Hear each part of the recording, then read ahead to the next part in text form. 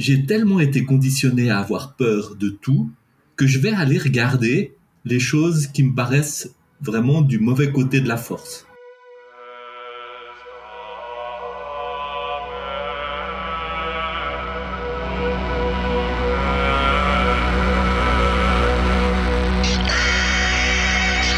Bonjour à toutes et à tous et bienvenue sur Hérétique, le podcast qui questionne et déconstruit nos croyances religieuses. Je m'appelle Jérémy Kleiss et après avoir remis en question le mouvement évangélique qui m'a vu grandir, j'essaie depuis plusieurs années de réconcilier foi chrétienne et enjeux sociétaux sans renier l'un ou l'autre. Ce projet a été pensé comme un espace bienveillant et critique pour explorer des sujets souvent complexes, voire polarisants en Église. Si vous êtes curieux en déconstruction ou que vous questionnez le système religieux dans lequel vous évoluez, ce podcast est pour vous. Mais attention, vous n'êtes peut-être pas loin de devenir un hérétique vous aussi. Et avant d'aller plus loin, j'aimerais remercier du fond du cœur les personnes qui ont choisi de me soutenir financièrement sur Tipeee. Vous n'imaginez pas à quel point cela me donne de la force pour développer ce projet. Il y a bien sûr le podcast, mais aussi l'envie de développer une communauté, ainsi que des ressources pour vous accompagner dans votre cheminement. Si ce projet vous interpelle ou que vous le trouvez d'utilité publique, je vous invite à rejoindre l'aventure en me soutenant sur Tipeee. Grâce à vos contributions, vous accéderez à une communauté privée et à des lives mensuels afin d'échanger avec d'autres personnes en déconstruction et briser la solitude qui accompagne souvent ce type de démarche. Mais surtout, vous contribuerez activement au bon développement de ce podcast 100% indé et garanti sans pub. Pour participer, visitez www.tipeee.com/hérétique-podcast. Vous retrouverez le lien en cliquant dans les notes de cet épisode. D'avance, un grand merci. Si vous êtes là, c'est probablement parce que vous avez écouté la première partie de mon entretien avec Marc-Henri Sandoz Paradella.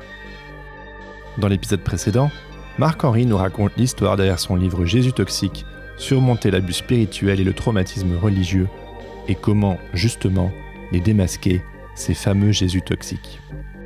Dans cette deuxième partie consacrée à la grâce avec un grand G, Marc-Henri nous emmène sur les chemins de la réconciliation en nous racontant comment il a réintégré son héritage spirituel tout en développant une nouvelle approche de la spiritualité au sens large. On aborde également d'autres sujets comme la méditation, la mystique, le tarot, le Christ cosmique ou encore l'introspection sacrée. Sur ce, je vous laisse écouter la seconde partie de ma conversation avec Marc-Henri Sandoz Paradella. Bonne écoute. Et salut Marc-Henri, bienvenue de nouveau sur le podcast. Merci Jérémy, ça me fait grand plaisir d'être là et de poursuivre la discussion passionnante que nous avons eue la dernière fois. Oui, on a fait donc la première partie il y a quelques semaines.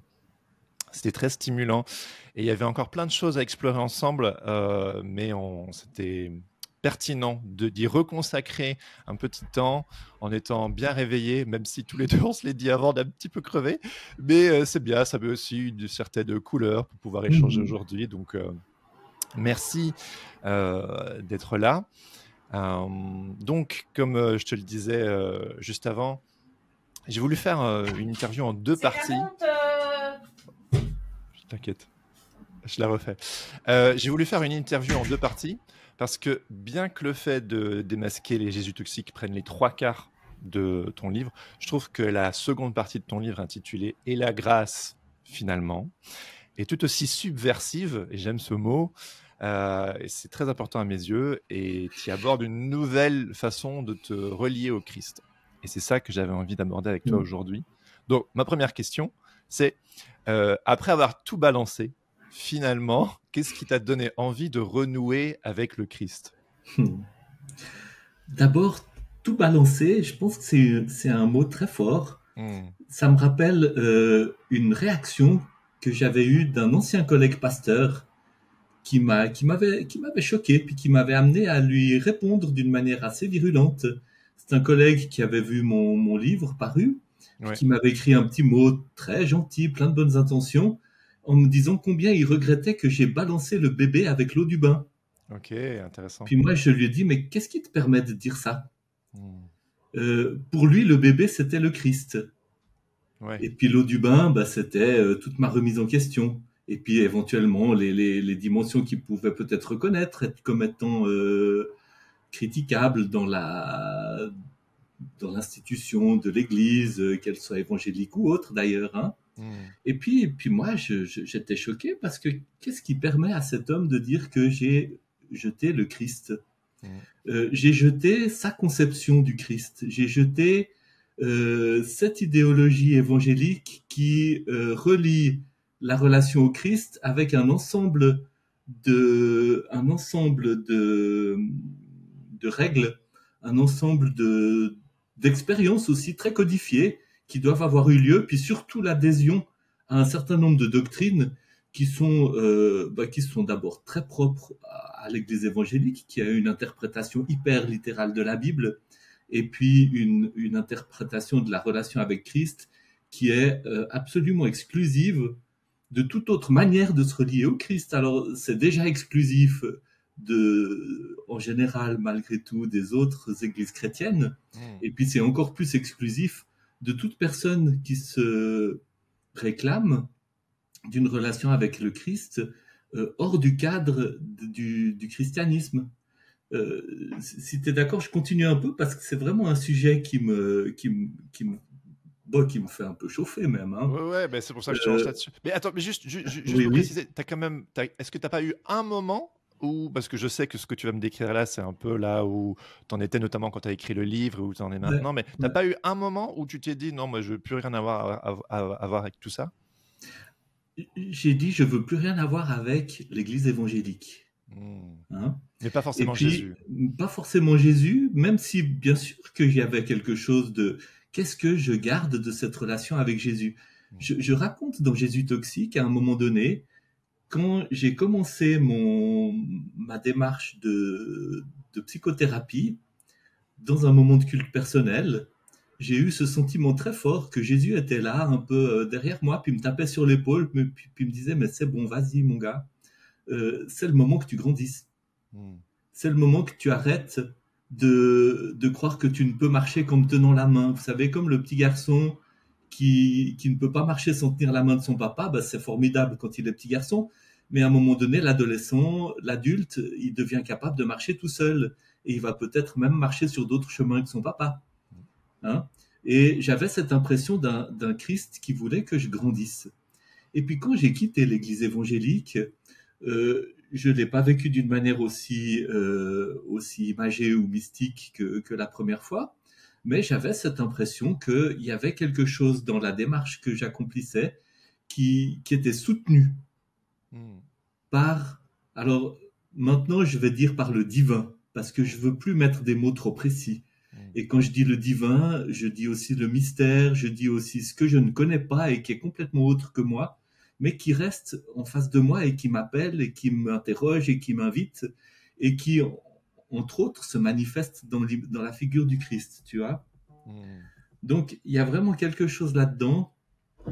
Ah, c'est la journée, j'ai mon téléphone qui sonne, je mets sur silencieux, désolé. C'est vraiment, il y a quelque chose là-dedans. Le fait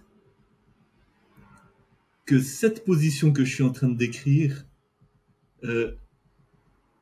est absolument le genre de position qui va faire dire à 99% des évangéliques et probablement un certain nombre de protestants et un certain nombre de catholiques aussi non négligeables que ben voilà, j'ai jeté le bébé avec l'eau du bain, je ne suis plus relié à Christ parce que je ne suis plus relié à Christ de la manière qui rassure l'institution chrétienne, entre guillemets. Je trouve que c'est très significatif. Significatif de ? Ça m'a fait beaucoup réfléchir sur la violence.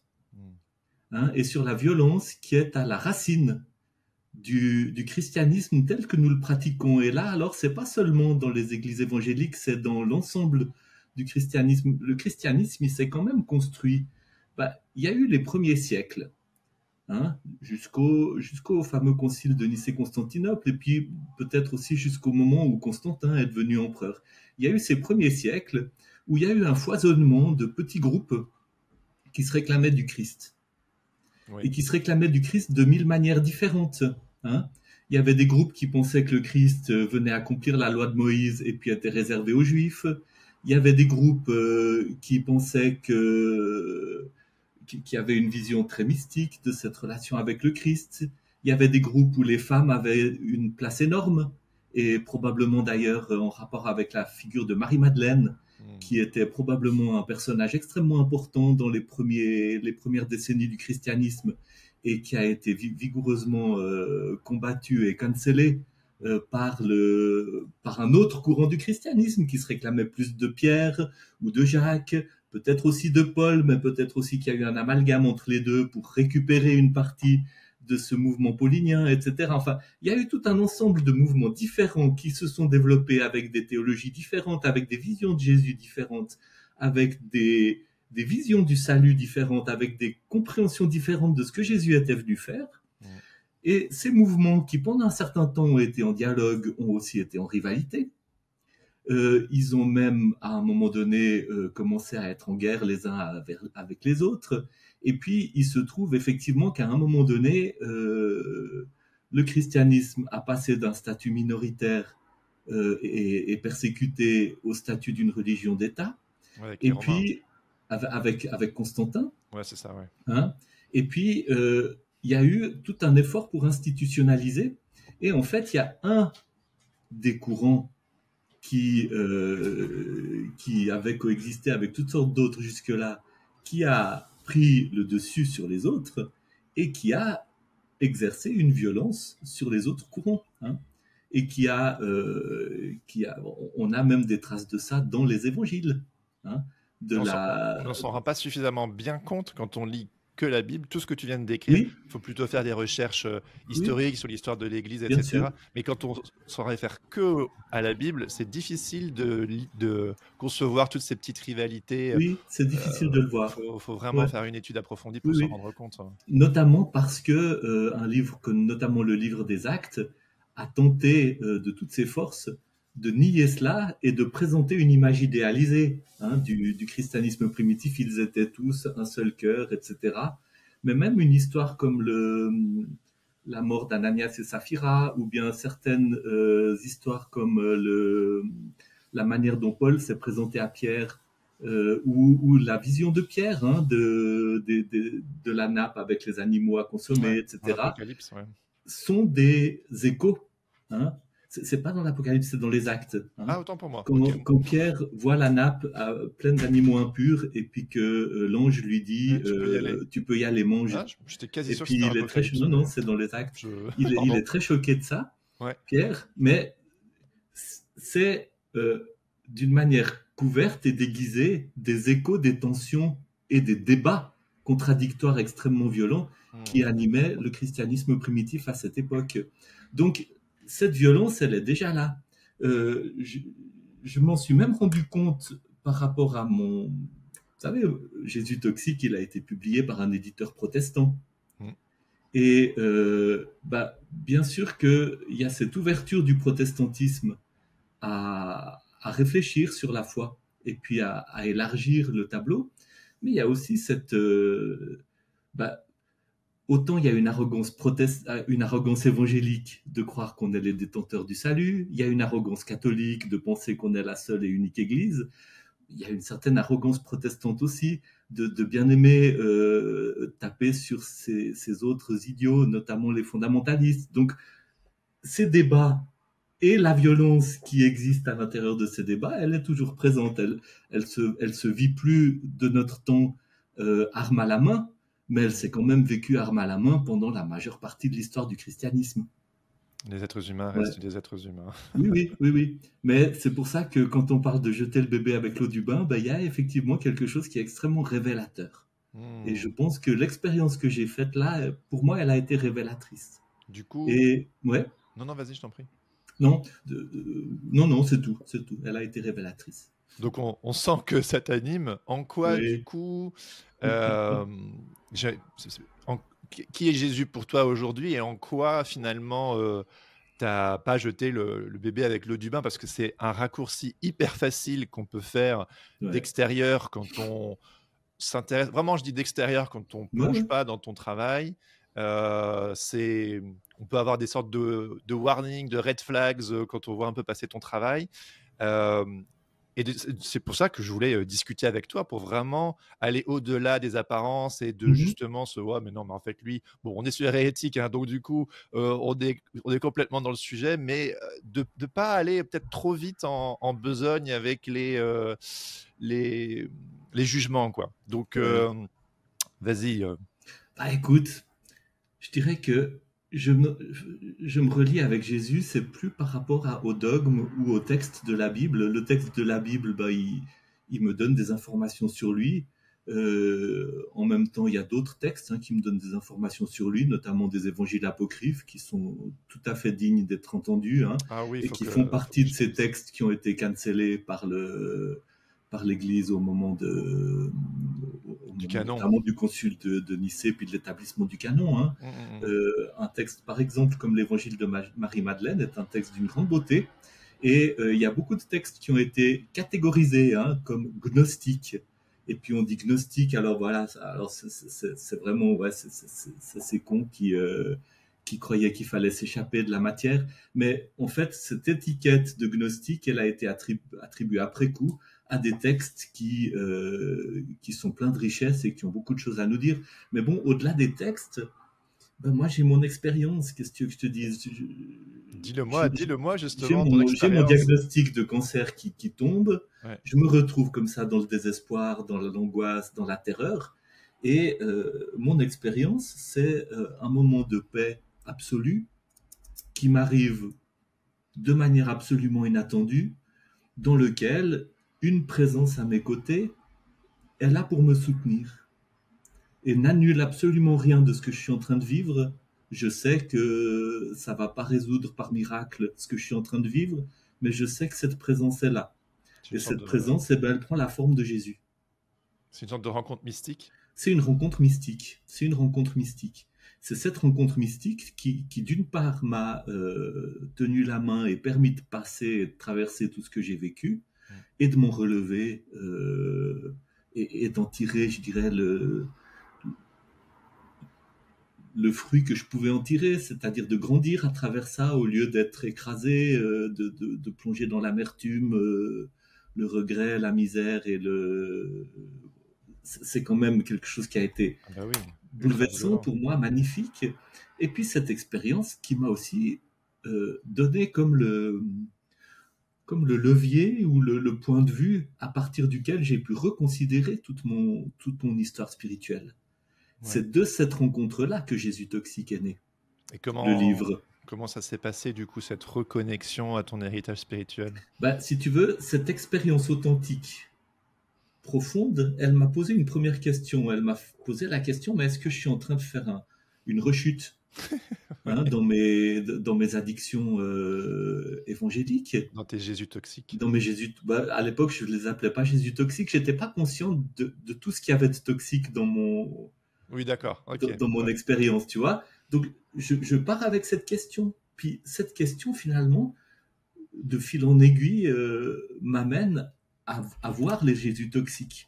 Par contraste avec cette expérience, avec cette présence d'un Jésus soutenant, d'un Jésus inclusif, d'un Jésus ouvert à toutes les dimensions de qui j'étais, et d'un Jésus qui me prenait... qui me prenait par la main pour m'aider à voir la réalité telle qu'elle était. Et je réalisais à quel point toute mon histoire avait été une sorte de combat contre la réalité.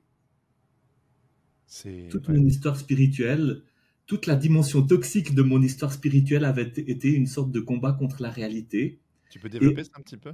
Ouais, tu vois, il faut lire le livre pour comprendre ça, mais ce Jésus toxique qui fait des miracles, voilà, une expérience que j'ai faite aussi, puisqu'il faut que je parle de mon expérience. Un exemple, c'est quand j'ai été soi-disant guéri de ma jambe. J'avais 12 ans, j'étais boiteux, j'avais une jambe fragile qui fait que je ne pouvais pas faire la gym avec mes copains, j'étais en surpoids à cause de tout ça. Et ça faisait des mois que je me préparais pour la rencontre avec ce guérisseur évangélique réputé qui avait été invité par mon pasteur. Et mon père avait reçu la conviction de Dieu que je serais guéri à travers ce guérisseur. Et moi, avec ma foi d'enfant de 12 ans, j'étais convaincu de ça. Je suis allé voir ce guérisseur, il a fait sa cérémonie, il a fait son appel à la conversion, il a fait son appel à la guérison, je suis allé devant, Il a prié pour moi, il a rallongé ma jambe, tout le monde a vu que ma jambe se rallongeait, tout le monde a applaudi, c'était l'hystérie, c'était magnifique, c'était formidable. Le lendemain, je suis allé avec ma mère chez le médecin pour valider la guérison. Puis le médecin, il était vraiment triste pour nous et préoccupé. Et puis il nous a dit, mais non, écoutez, c'est comme avant. Hein. C'est tellement comme avant que c'est d'ailleurs dans cette jambe-là et sur cette partie malade de l'os que s'est développé le cancer qui m'a coûté ma jambe après. 40 ans, 50, 43 ans plus tard. Donc, c'est pas anodin. Mais n'empêche que, alors on est retourné le jour d'après chez le guérisseur parce qu'il avait une autre réunion dans une autre ville. Et puis il a dit à mes parents, ouais, des fois il faut s'y prendre à 2 fois parce que la guérison, il faut insister un peu comme ça. Donc on a refait.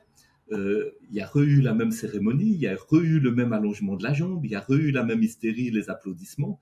Il y a des centaines de personnes qui sont convaincues qu'ils ont vu un miracle magnifique. Et puis, le dimanche d'après, j'étais à l'école du dimanche, et puis il y avait l'ancien qui faisait l'école du dimanche, qui croyait toujours que lui, il avait vu le miracle. Hein. Donc, il m'a demandé de témoigner du miracle. Puis, j'ai commencé à expliquer qu'il n'y avait pas eu de miracle, mais que je croyais que quand même Dieu m'avait guéri, puis qu'il allait me guérir. Parce que le guérisseur, il avait dit qu'il faut garder la foi, sinon on perd sa guérison. Et puis, on se retrouve à faire des nœuds dans le cerveau. Des nœuds dans le cerveau. Et je me souviens du moment où le médecin a dit, mais non, mais votre jambe, il n'y a rien qui a changé. Je me souviens de ce moment, j'avais 12 ans et j'ai eu une sorte de blackout. Et ce blackout, j'ai pu le décortiquer en le revisitant dans un moment d'introspection et de thérapie. Et j'ai vu à quel point l'enfant que j'étais a fait un choix. Il a fait un choix entre la réalité qui se présentait à lui, qui était implacable, et puis l'équilibre de la famille qui reposait sur la croyance dans ce Jésus qui fait des miracles et qui guérit et qui tout. T'as choisi la famille. J'ai choisi mon père en fait. J'ai choisi de préserver l'équilibre de mon père, qui, je le dis aussi dans le livre et je le dis aussi dans le deuxième livre que j'ai écrit, qui était un homme extrêmement fragile, extrêmement blessé par la vie, extrêmement blessé par des expériences très très douloureuses qu'il a faites pendant la guerre, qui l'ont traumatisé. Il avait 5 ans. Il a été séparé de ses parents, il a subi des bombardements, il a subi la faim, il a subi la séparation. Je pense qu'il a été terrorisé. Et toute l'histoire de sa vie, c'est la lutte contre la dépression et la terreur qui sont restés figés en lui depuis ce moment-là, qu'il a projeté après sur l'Apocalypse. C'était un homme qui était passionné de tous ces récits terrifiants, hein, de l'enlèvement de l'Église, la grande persécution, tous ces livres, 24 heures pour la planète Terre, tous ces trucs-là. Il a même écrit un livre de science-fiction qui s'appelle Le jour où le ciel s'embrasa. Ah ouais, hein, ouais. Il faisait pas semblant. Il faisait pas semblant, il était convaincu de ça. Plus il avançait en âge aussi, plus il projetait ses terreurs et sa colère aussi, hein, sa grande colère et tout ce qui était difficile à gérer en lui sur ce monde spirituel, donc avec ces images de démons, de combats spirituels, de choses comme ça. Et je dirais que tout son refus, toute sa peur de la réalité, parce que la réalité s'était montrée tellement horrible à un moment donné de son expérience. Et il n'y avait pas eu d'adulte suffisamment présent pour le rassurer et pour le guider vers une acceptation de la réalité dans ses dimensions difficiles aussi. Hein. Et effectivement, la foi est quelque chose qui l'a aidé à maintenir son équilibre, qui l'a aidé à tenir à distance sa dépression profonde, sa colère énorme face à la vie, etc. La foi l'a aidé à ça. Mais en même temps, il s'est verrouillé là-dedans et la foi ne l'a pas aidé à dépasser ces choses et à se rapprocher de la réalité. Et trop souvent, notre manière de vivre la foi, et malheureusement, je dois dire spécialement dans les milieux évangéliques, mais ça existe. Oui, pas que, bien sûr. Ouais. Absolument, et d'autres manières. Hein. Peut-être dans les milieux protestants, ça existe plus à travers l'intellectualisme et parfois une certaine arrogance. Dans les milieux catholiques, ça existe plus avec des choses qu'on va très très vite qualifier de superstition ou de bondieuserie. Mais la foi peut tellement facilement servir à mettre la réalité à distance, Oui, à ne pas regarder en face, en faisant sans cesse intervenir un peu cette espèce d'au-delà qui devient la cible de projection de tout ce qu'on n'arrive pas à accueillir en nous-mêmes. Oui, bien sûr. Ouais. Ouais. Donc, autant d'années plus tard, après tout le travail que tu as fait, donc il y a cette, tu débunk un peu donc tous ces Jésus qui sortent finalement de la réalité, et puis d'une manière, d'une manière ou d'une autre, tu es amené à te reconnecter à l'énergie du Christ, au Christ, mais pas un Christ qui te déconnecte de la réalité, mais qui au contraire t'accompagne avec douceur à accepter, à accueillir du moins, et même à être profondément acteur dans cette réalité. Oui. Est-ce que tu peux nous raconter justement cette manière que tu as aujourd'hui que ce soit le divin ou le grand mystère ou le Christ, pour reprendre les termes de ton livre, hein, Jésus toxique. Comment est-ce que tu es en lien aujourd'hui avec ce Jésus différent? Ben, effectivement, d'abord, c'est important de dire que c'est un Jésus accueillant, inclusif, soutenant de tout ce que je suis, soutenant de mon humanité. Ce Jésus m'a fait découvrir la grâce. Oh yeah. Tell me about it. Mais la grâce, je l'ai découverte exactement là où je pensais pas qu'elle était. Moi, je pensais que la grâce était quelque chose d'assez sucré et de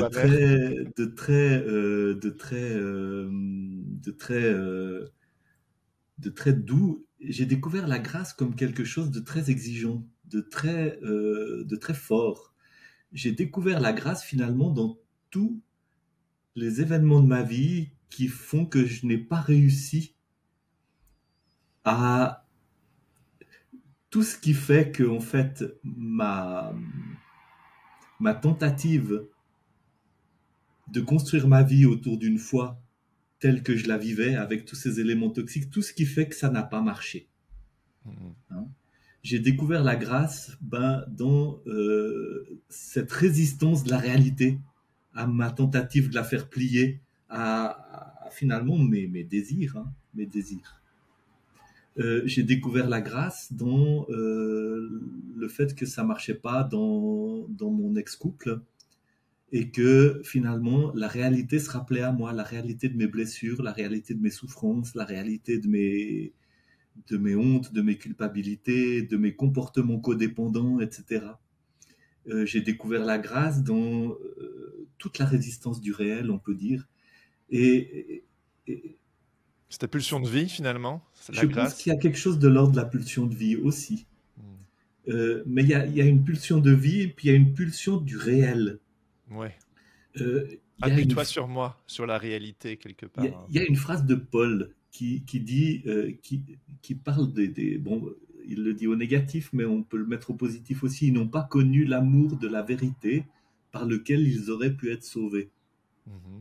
Et je pense qu'il y a quelque chose, quand c'est enraciné, il y a quelque chose de l'ordre de cet amour pour la vérité qui est salvateur. Il y a quelque chose dans le fait de dire, écoute, c'est vrai, je peux pas me contenter de ces trucs qui marchent pas tout à fait bien. Il y a un caillou dans la chaussure qui vient sans cesse m'embêter et me dire non, mais c'est pas tout à fait ça. Ouais. Hein? Et qui me conduit à plus. Et effectivement, ma relation avec Jésus, mais aussi avec plus que Jésus, parce que Jésus, le divin, le mystère, c'est au-delà de ce que je peux concevoir. Quoi que j'en dise, c'est trop et c'est pas assez en même temps. Oui, bien sûr. Ouais. M'invite sans cesse à élargir ma conscience. À élargir ma conscience, à ouvrir mon cœur à mon expérience humaine, à l'expérience humaine des autres. Et je dirais que j'ai appris d'abord à reconnaître comme faisant partie de la réalité autant la lumière que les ténèbres, autant la joie que la souffrance, toutes les dimensions de mon expérience humaine. Il n'y a pas de démon que je dois chasser. Il y a des choses en moi que je dois intégrer, auxquelles je dois ouvrir mon cœur. Et puis ça m'a amené alors à une conscience, mais extrêmement forte, qui est aussi mystique, de la dimension sacrée de tous les autres êtres humains qui m'entourent et de leur expérience. Et je dirais que plus j'arrive à ouvrir mon cœur à ce qui est difficile, douloureux, honteux, culpabilisé, inquiétant en moi, plus j'arrive aussi à ouvrir mon cœur et aussi à reconnaître et à donner de la place d'ailleurs. Hein.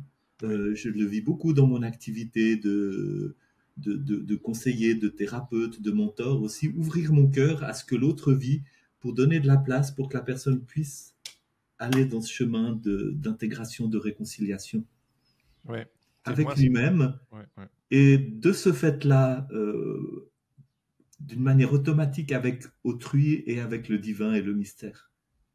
Et avec la réalité, parce que peut-être que le divin, le mystère et la réalité, ça se confond. Ah, c'est intéressant ça, vas-y, développe un peu ça.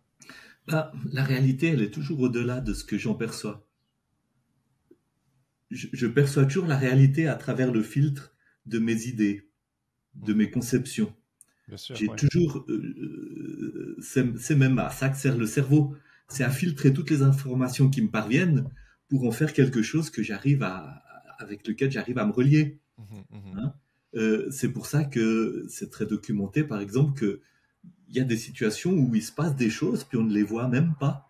Parce que le cerveau, il a besoin, à un moment donné, de mettre des cadres. C'est sur ça que reposent toutes sortes d'illusions d'optique, par exemple. Oui, hein? Ouais, bien sûr. Ouais. Et il y a une dimension dans la démarche spirituelle où je m'ouvre de plus en plus, où quelque part mes cadres se déconstruisent. Hein?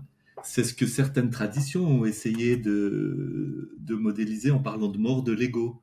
Je ne crois pas qu'on doit faire mourir l'ego dans le sens mon ego, il me sert à me relier avec toi, avec la réalité, etc. Par contre, il y a une dimension où je dois me rendre compte que l'ego, dans le sens de toute cette machine d'interprétation que j'ai construite à travers mon développement d'enfant, d'adolescent, etc., qui me sert à être en relation avec la réalité, toute cette machine d'interprétation qui est en fait un filtre, eh ben, le chemin spirituel, c'est de plus en plus de me rendre compte que je suis plus que ça. Oui. Que je peux, d'une certaine manière, en même temps utiliser cette compréhension limitée pour me relier avec la réalité, puis en même temps savoir qu'elle est sans cesse,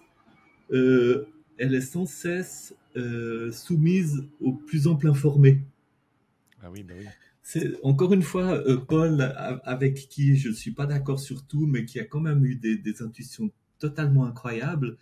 Il exprime ça quand il parle de voir comme à travers un miroir. Un miroir. Ah, et à l'époque, les miroirs n'étaient pas les miroirs qu'on a aujourd'hui, c'était des images brouillées, floues. Donc je vois comme à travers un miroir, mais un jour, je connaîtrai comme j'ai été connu, je verrai comme j'ai été vu. Oui.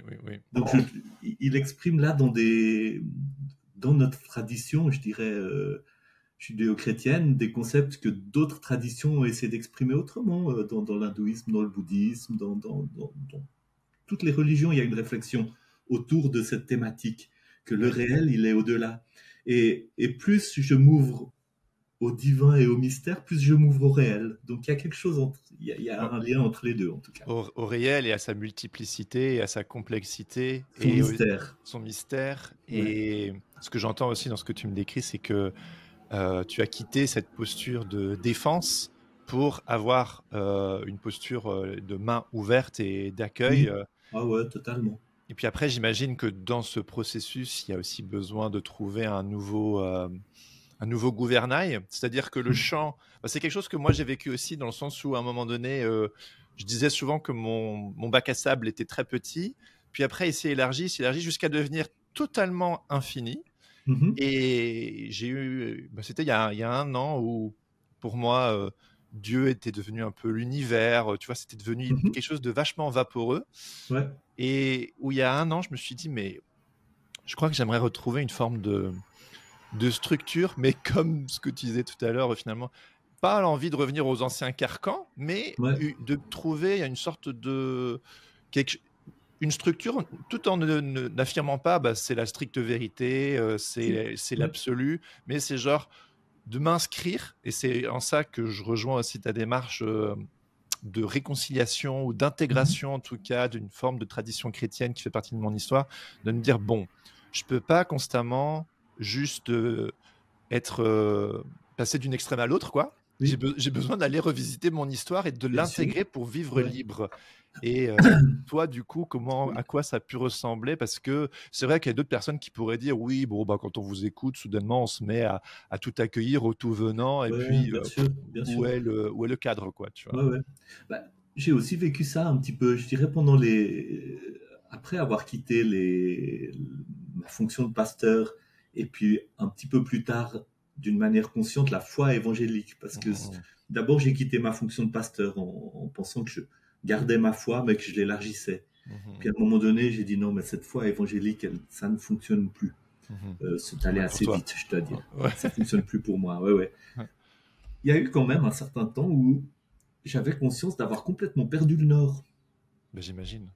Parce qu'en fait, toute une partie du conditionnement que j'avais reçu dans ma foi évangélique, c'était de nier les impulsions qui venaient de mon cœur, les émotions, notamment ce petit exemple que je t'ai donné de la guérison, où j'ai dû nier l'évidence pour dire la vérité, c'est autre chose que l'évidence. L'évidence, c'est que je suis pas guéri, mais en fait, la vérité, c'est que je suis guéri.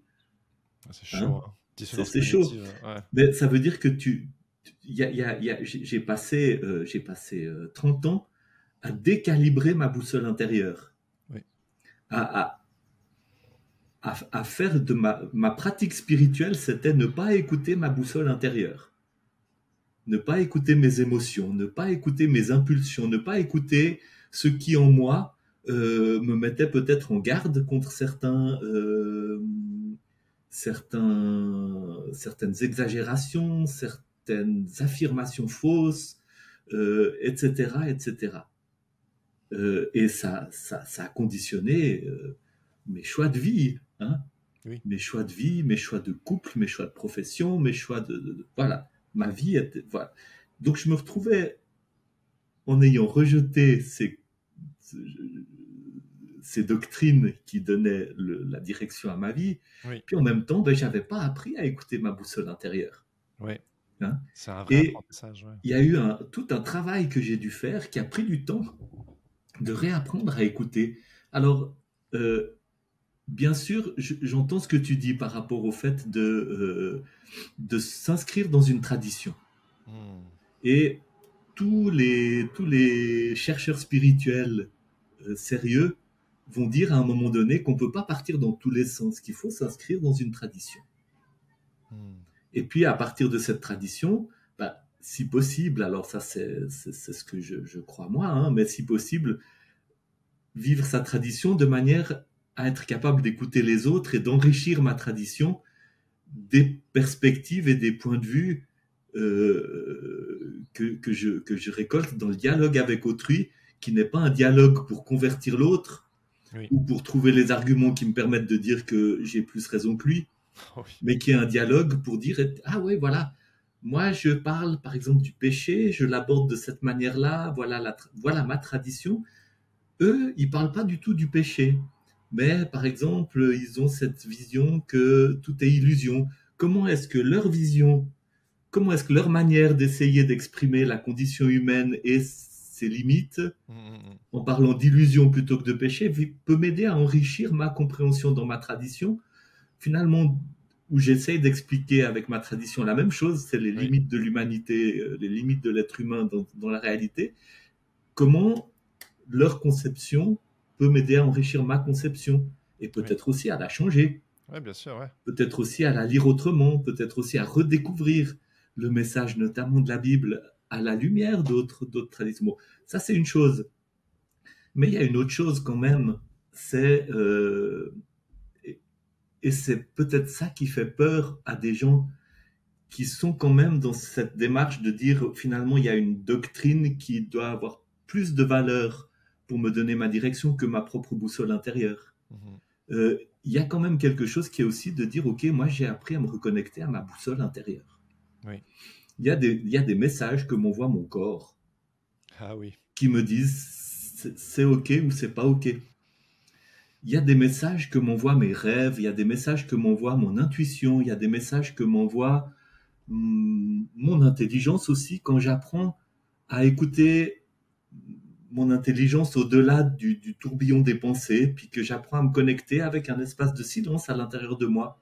Et c'est étonnant comme quand je pratique ça, c'est-à-dire la présence du silence, eh ben, par rapport à des fois des choses très importantes, il y a des messages qui viennent avec beaucoup de clarté et qui me permettent de dire ok, ça c'est ok, c'est dans cette direction que je dois aller, c'est juste. M'aider à faire des choix, informé par une sagesse intérieure, à laquelle j'ai dû apprendre à travers beaucoup de travail finalement, à me reconnecter, parce que finalement j'avais appris à la mettre de côté, à l'étouffer par mon conditionnement religieux.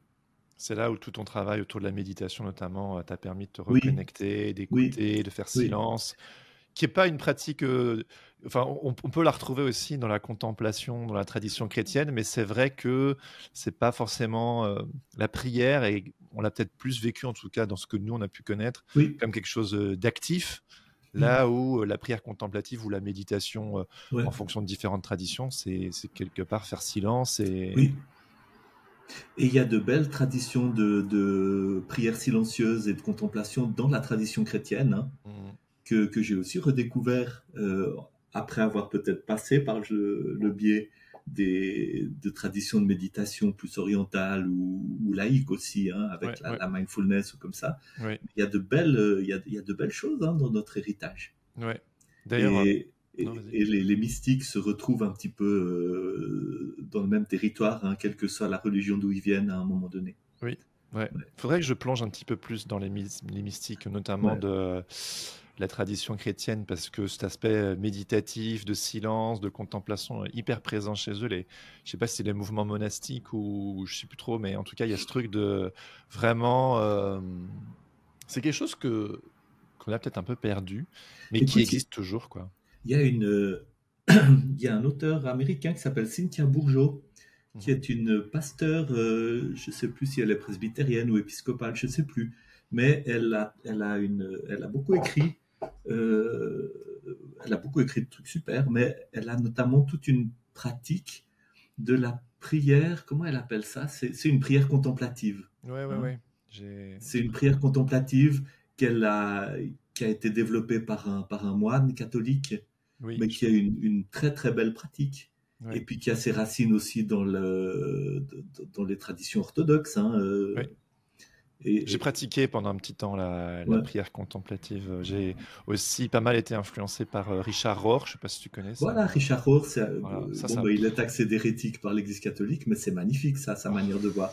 C'est incroyable. Et c'est un très bel exemple de quelqu'un qui a été écouté aussi d'autres traditions, et puis qui a élargi sa vision du Christ. Je dirais que le Christ dont il parle me plaît beaucoup. Le Christ cosmique, n'est-ce pas ? Oui. Richard Rohr, pour moi, c'est un peu le grand-père que j'aurais toujours voulu avoir. Je trouve qu'il a une parole hyper apaisante, et ça m'a vraiment ouvert des perspectives ça m'a vachement apaisé et ouvert à plein de conceptions auxquelles je n'avais pas trop accès par le passé.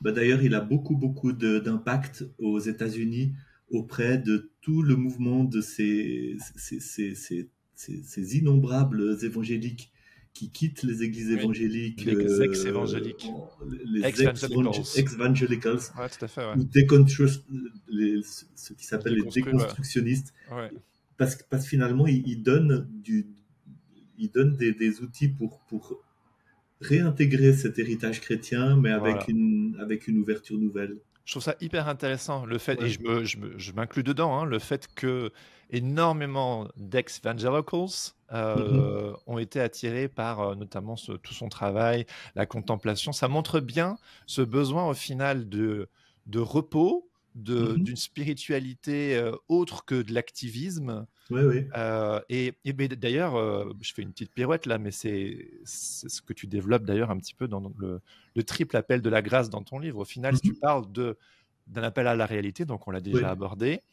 d'un appel au repos intérieur et à l'intégration. Et tout ça, quand on est dans cette sorte d'activisme, d'impérialisme, à devoir à tout prix convertir, à devoir défendre et tout, on vit pas ce repos, cette intégration et cette conscience de la réalité, quoi. Ouais, c'est ça.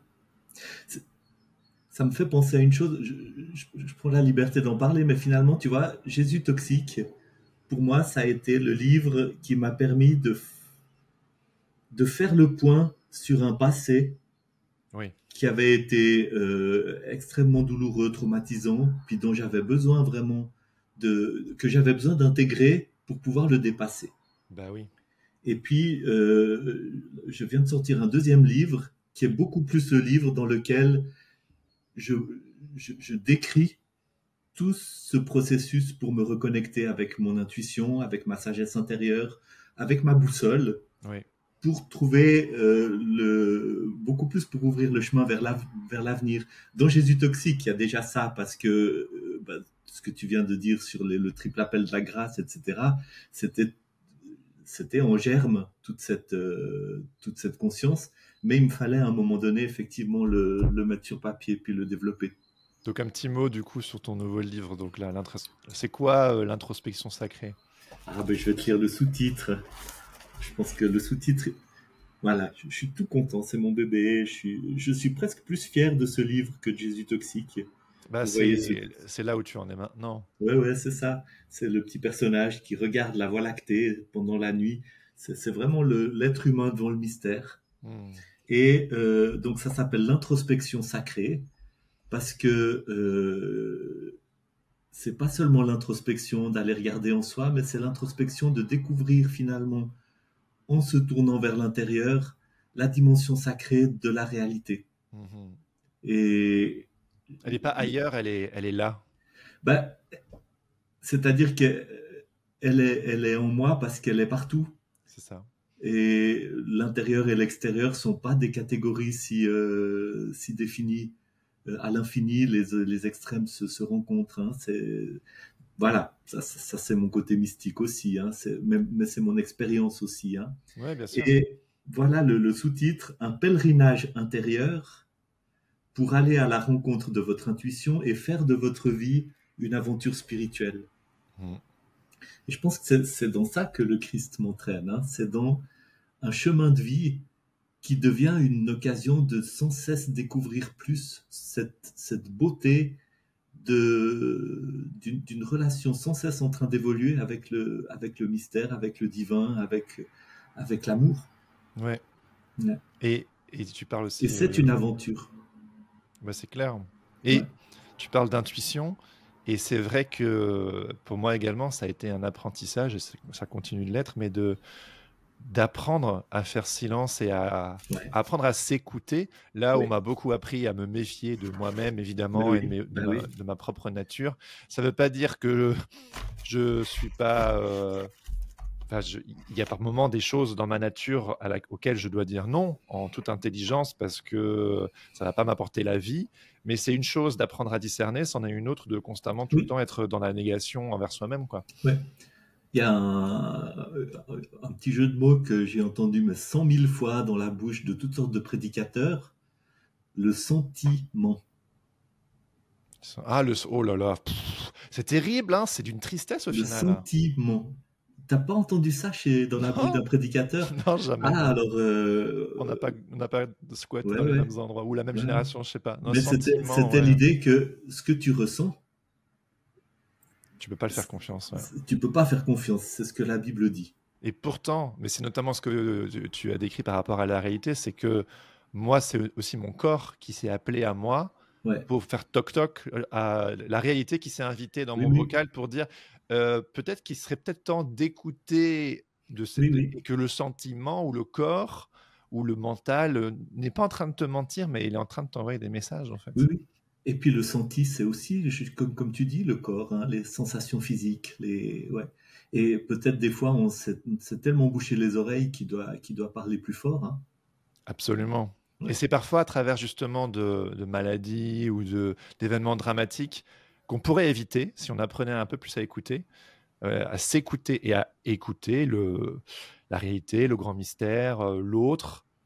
Et on pourrait s'éviter parfois des situations vraiment compliquées, de la maladie in fine qui... Hein, il y a un verset qui dit, hein, le salaire du péché, c'est la mort. Et ça dépend comment on peut le comprendre. Mais pour moi, le péché, c'est aussi le fait de s'entêter, de s'endurcir et de ne pas vouloir regarder le mal. Bon, ça pourrait être interprété de mille manières en fonction de là où on en est. Mais pour moi, vraiment, aujourd'hui, j'intègre aussi ce verset de « j'ai pas envie de m'entêter indéfiniment oui, oui. Au point de crever, en fait, quoi. Mais tu as raison, hein, t'as raison. Je pense que c'est tout à fait vrai. Et il y a une douceur dans cette réconciliation avec son humanité. Ouais. Et une des choses que je ne cesse d'apprendre, et je pense que c'est mon mantra pour le reste de ma vie, c'est apprendre à me traiter moi-même avec beaucoup plus de tendresse et avec beaucoup plus de douceur et avec beaucoup plus de respect. Ouais. Et en même temps, finalement, ça m'amène à traiter autrui avec beaucoup plus de tendresse et de respect. Hein. Ouais. Il y a une dimension tellement sacrée dans l'individu qui mérite d'être libéré de mes projections et de mes attentes. Ouais. Hein. De même que moi, je mérite d'être ouvert à moi-même et d'accueillir tout ce qui... C'est fou, comme dans l'accueil, comme dans le cœur ouvert. Hein. Jésus est bien venu pour ça, pour nous aider à ouvrir nos cœurs. Ouais. Il y a une dimension du royaume de Dieu qui se vit et quelque chose qui est tellement plus efficace aussi pour l'apaisement, la guérison, l'intégration, que toutes ces démarches de l'ordre du combat. Ah oui. De la répression, de l'exorcisme, du refoulement de toutes sortes, quoi. À quoi ressemble pour toi aujourd'hui le royaume de Dieu, vu que tu viens de le mentionner? Ah, dis donc, tu es un redoutable intervieweur, Jérémy. À quoi ressemble le royaume de Dieu? Le royaume de Dieu, il ressemble...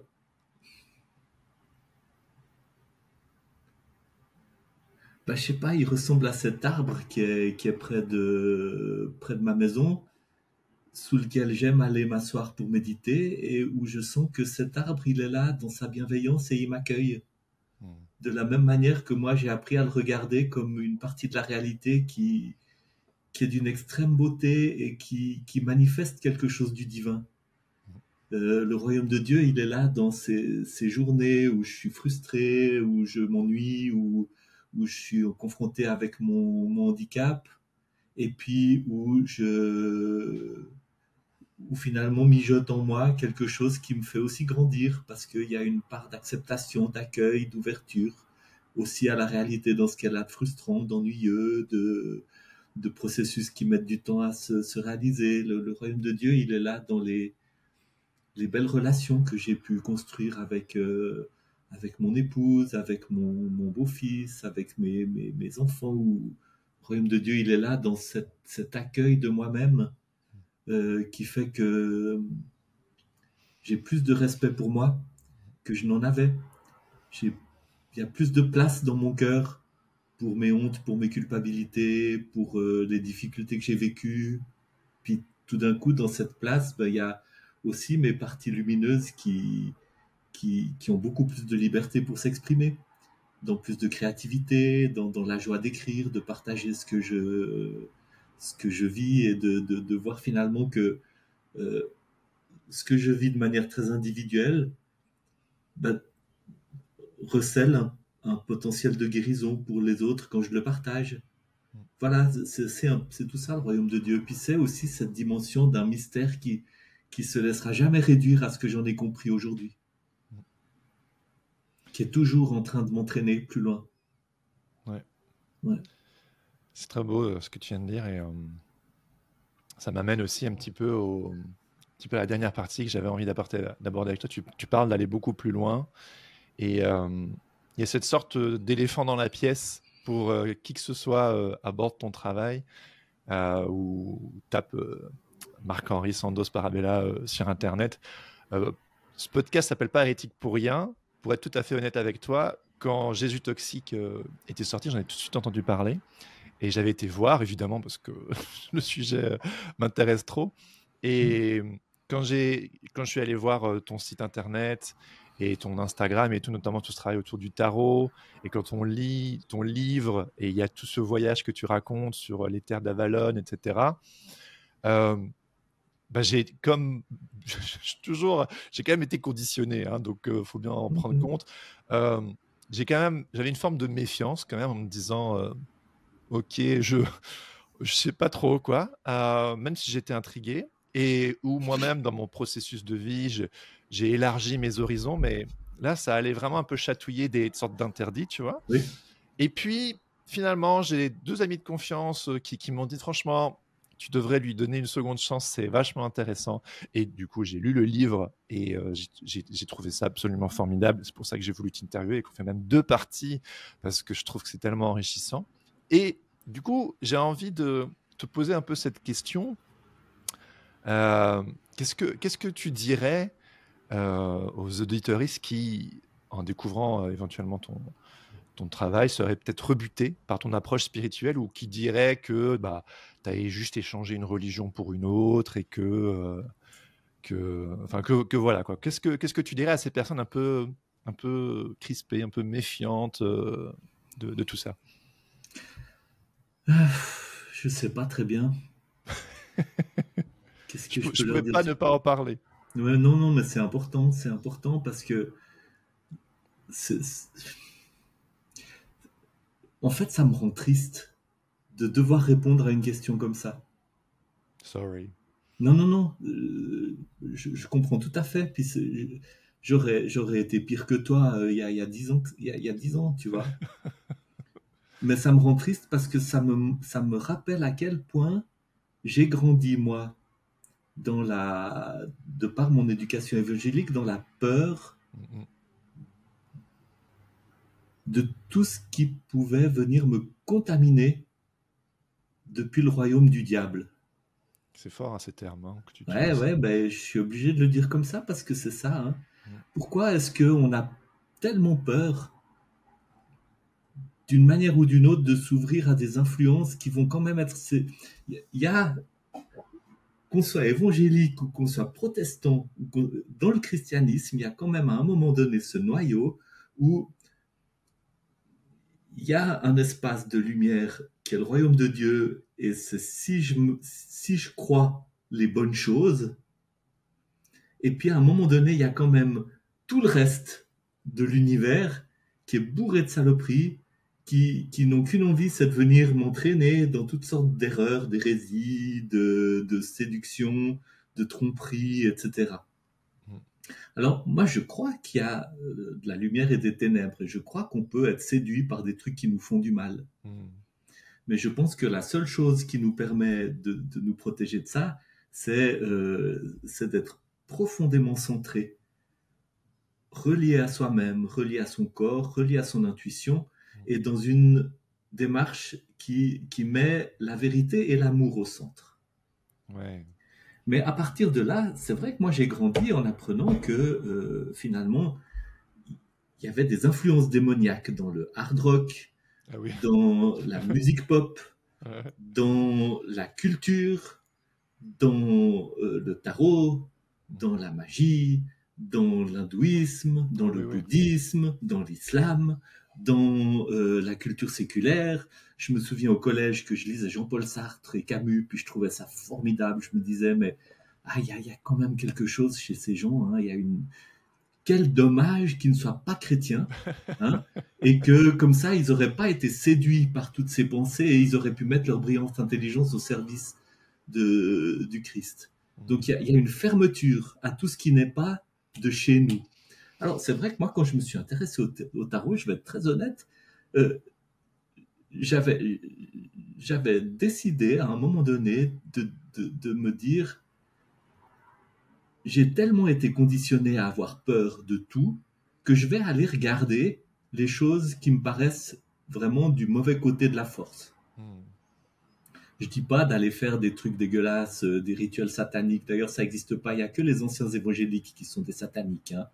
Le satanisme, c'est une création des évangéliques qui ont peur du satanisme et puis de fils et de filles de pasteurs qui ont quitté l'évangélisme et puis qui étaient tellement révoltés. Non, j'exagère, mais bon, tu vois ce que je veux dire. Quoi. Bien sûr, c'est comme les histoires de super-héros où le super-héros crée presque le super-vilain qui va combattre, quoi. Et puis ça nourrit le film. Hein.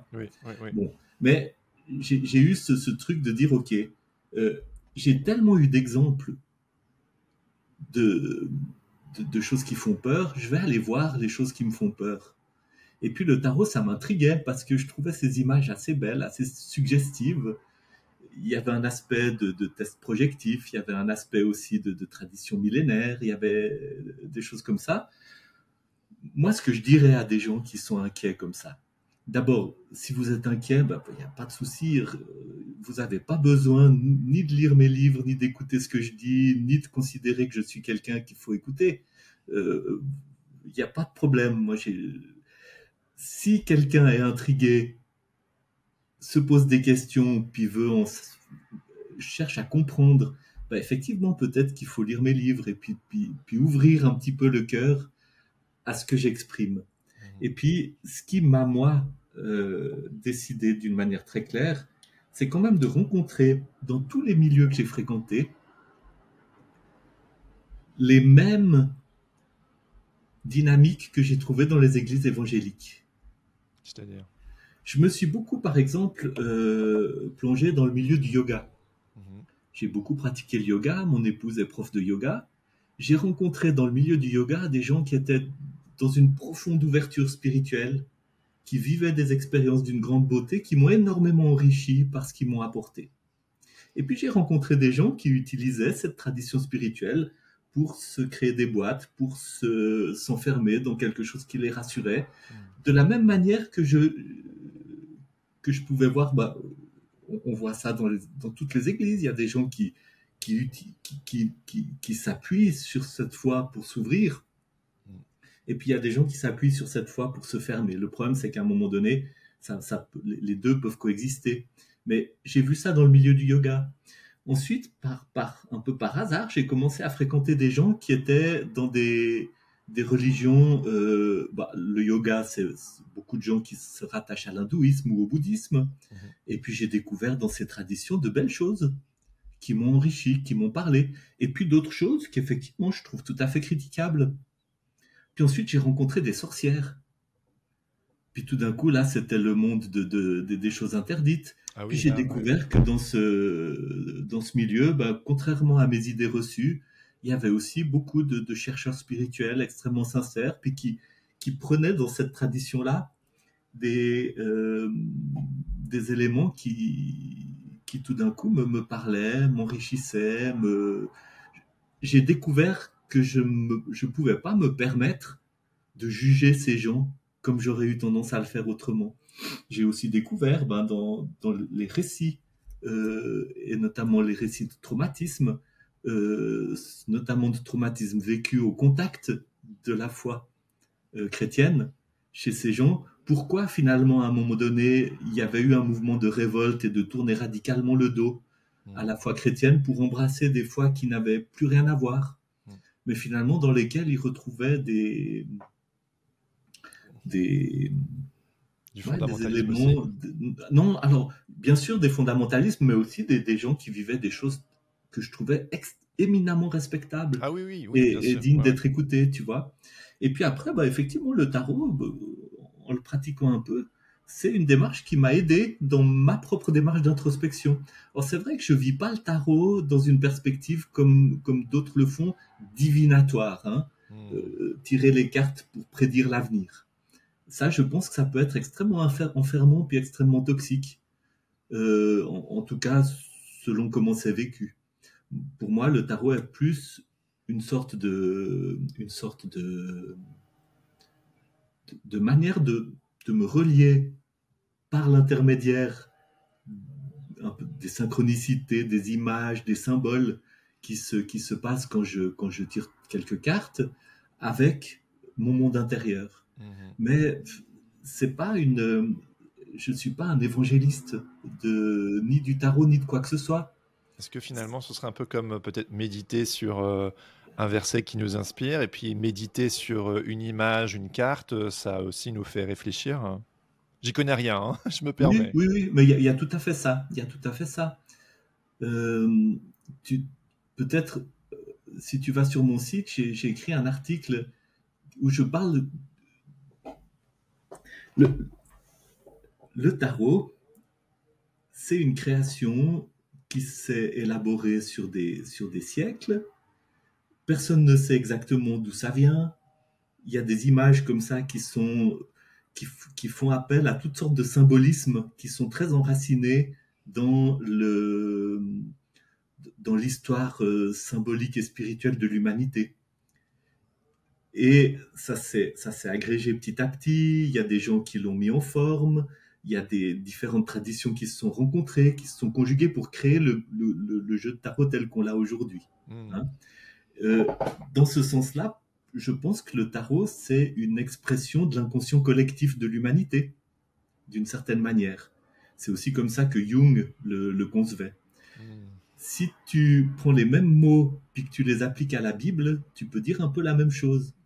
La Bible, c'est un ensemble d'expériences qui viennent du fond des âges, qui se sont transmises de manière orale, dans certains textes qui ont été retraduits, qui ont été corrigés, qui se sont aussi agglomérés, qui sont entrés en dialogue, parfois même en conflit les uns avec les autres, qui se sont élaborés sur une très longue période de temps et qui font que la Bible est une expression de l'inconscient collectif de l'humanité ou du trésor spirituel de l'humanité. Personne ne peut dire qui est l'auteur. On peut dire c'est Dieu, mais je suis assez d'accord que c'est Dieu, mais à travers ce processus extrêmement qu'on peut décrire presque sociologiquement, et tous les textes sacrés, comme le Coran, la Bhagavad Gita, etc., sont le fruit d'un même processus, hein, où on ne peut pas retracer un auteur et où il y a tout un ensemble d'agrégats, de conflits, de modifications, de choses qui à un moment donné se sont fixées. Ouais. Dans ce sens-là, le tarot n'est pas très très différent.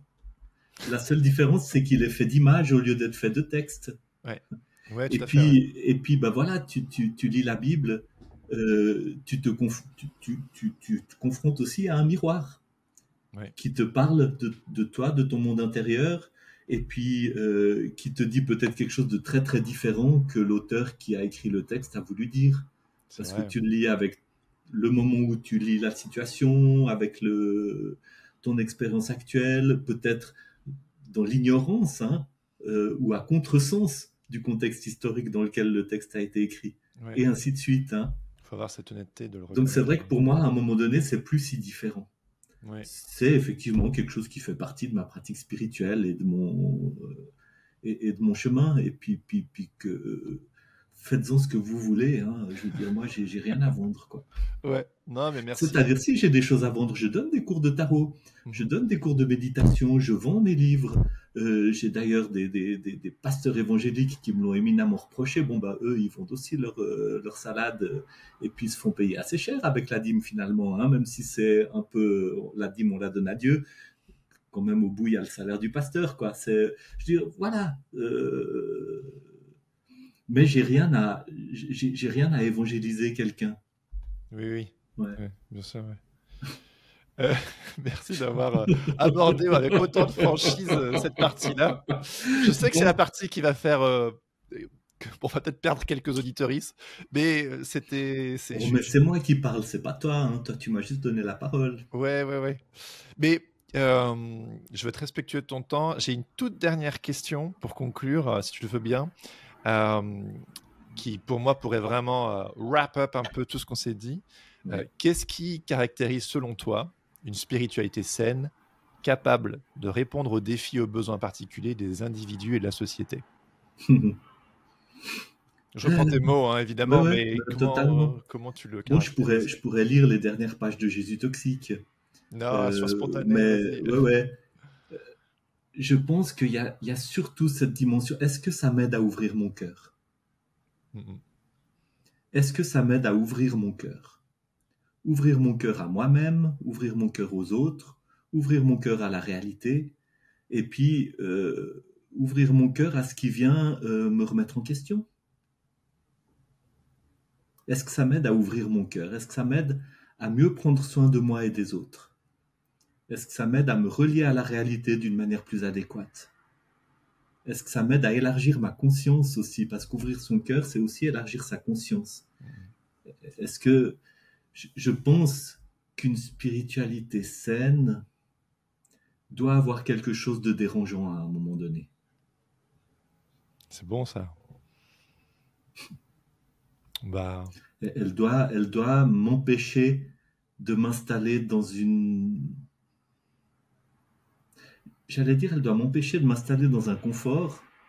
Et puis après, j'ai ce mot certitude qui vient. Elle doit m'empêcher de m'installer dans des certitudes acquises. J'ai des certitudes aujourd'hui, j'en ai besoin pour vivre, mais ces certitudes peuvent à un moment donné s'élargir, être remises en question et laisser place à d'autres certitudes. Je pense qu'une spiritualité qui n'a pas de doute et qui ne donne pas de place au doute et qui ne valorise pas extrêmement le doute n'est pas une spiritualité saine. Merveilleux. Drop the mic, ça c'est une bonne manière de finir. Merci beaucoup Marc-Henri de m'avoir consacré autant de temps. Je suis vraiment ravi d'avoir pu explorer autant en profondeur ta pensée, ton travail. Je suis content de pouvoir le partager aux autres et merci pour tes mots et ton ouverture. Vraiment, ça fait beaucoup de bien. Écoute, moi j'ai beaucoup aimé. J'aimerais vraiment te dire un truc. T'es vraiment un bon intervieweur. Hein. Merci. Non, vraiment, alors de tout cœur, quoi. Je trouve qu'on a dansé ensemble d'une manière très agréable pendant ce moment. Merci pour cette danse, Monsieur Sandoz. Et puis alors, tiens-moi au courant quand le podcast paraît, etc., parce que je me réjouis de le diffuser aussi. Carrément. Je vais te dire au revoir pour l'enregistrement, mais en fait, on se dit pas au revoir dans le sens où, oui. comme la dernière fois. Ça marche ? Ça marche. Merci beaucoup, Marc-Henri, et puis à très bientôt, j'espère. Ciao, ciao. Ciao. Merci beaucoup pour ce temps. C'était la seconde partie de ma discussion avec Marc-Henri Sandoz Paradella. Si cette conversation vous a interpellé, n'hésitez pas à vous procurer son livre intitulé « Jésus toxique, surmonter l'abus spirituel et le traumatisme religieux », sans oublier de consulter son site internet sur www.marchenrisandoz.com. Pour rappel, à côté de son travail d'écriture, Marc-Henri consacre également son temps à l'enseignement de la méditation et à l'accompagnement individuel. N'oubliez pas d'être au rendez-vous la semaine prochaine pour la suite de cette conversation. Et avant de terminer, j'aimerais remercier toutes les personnes qui soutiennent le podcast sur Tipeee. Et à ce propos, je vous invite à écouter le témoignage de Jérémy Malengros, qui aimerait vous dire 2 mots au sujet de la communauté des grandissants. Salut, je m'appelle Jérémy Malengros, je suis directeur financier dans une association caritative et accessoirement, je fais aussi partie de la communauté des grandissants. Les grandissants, ce sont des gens comme toi et moi qui soutiennent Jérémy financièrement sur Tipeee. Pas moi bien sûr, l'autre Jérémy. Et j'ai décidé de soutenir ce projet tout d'abord de manière complètement égoïste, car écouter ces discussions entre Jérémy et ses invités m'inspire énormément et que j'ai encore envie d'être inspiré demain. Mais en plus, ça me permet de rencontrer d'autres personnes qui se posent des questions, de discuter, de débattre, de rigoler, le tout de manière bienveillante et ouverte. Les participations débutent à 5 € par mois, soit moins qu'un café aux Champs-Élysées. Et ça te donne non seulement le sentiment de contribuer à quelque chose de bien et d'utile, mais en plus au serveur Discord, le fameux endroit où on se rencontre virtuellement pour toutes ces joyeusetés. Convaincu ? Rends-toi sur www.tipeee.com/hérétique-podcast. Le tout sans accent. À bientôt!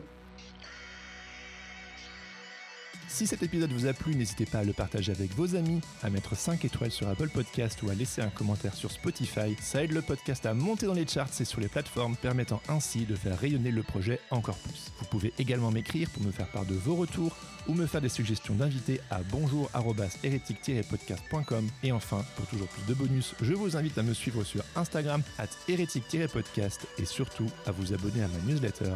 J'y partage mes réflexions personnelles, mon cheminement, ma vie de podcasteur, des ressources et des coulisses du projet. Vous trouverez toutes les infos dans les notes de cet épisode. Je termine en remerciant Laurent Bazar et Flavien Morel pour l'habillage sonore de ce podcast. Sur ce, je vous dis à bientôt pour un nouvel épisode et surtout n'oubliez pas, on est toujours l'hérétique de quelqu'un. Ciao ciao.